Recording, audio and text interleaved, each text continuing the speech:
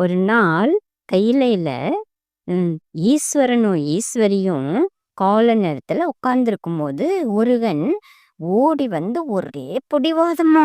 என்ன அப்படின்னா, குட்டி குழந்தையா முருகன் பிடிவாதம் பிடிக்கிறானா. என்ன சொல்றானா, மயில் மேல ஏறி நான் சுத்தி வரணும், உலகத்தை பார்க்கணும் அப்படின்னு சொல்லி ஒரே பிடிவாதமா. உடனே என்ன செஞ்சாலாம் அம்மா, வெயில் நேரமா இருக்குப்பா, இப்பெல்லாம் போகக்கூடாது அப்படின்னு சொல்லி கேட்காம உம்முன்னு மூஞ்சி வச்சுட்டு இருந்தாராம் முருகர்.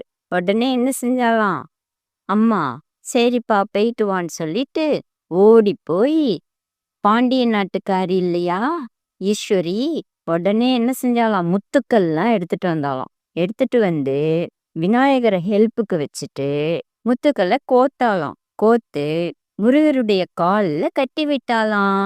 குளிர்ச்சியா இருக்கணும், ஹீட்டு தெரியாம இருக்கணும் அப்படின்னு சொல்லி கட்டி விட்டு போயிட்டு வாப்பான்னு சொன்ன உடனே முருகருக்கு சந்தோஷம் தாங்கலையாம்.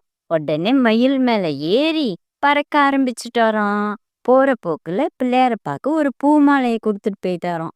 அந்த பூமாலையை பிள்ளையாரப்பா வச்சுட்டு அப்பாக்கும் அம்மாக்கும் முன்னாடி தையத்தக்கன்னு டான்ஸ் ஆடிட்டு இருக்காங்களாம். இதை எல்லாத்தையும் சிரிச்சிட்டு பார்த்துட்டு இருந்தாராம் சிவபெருமான்.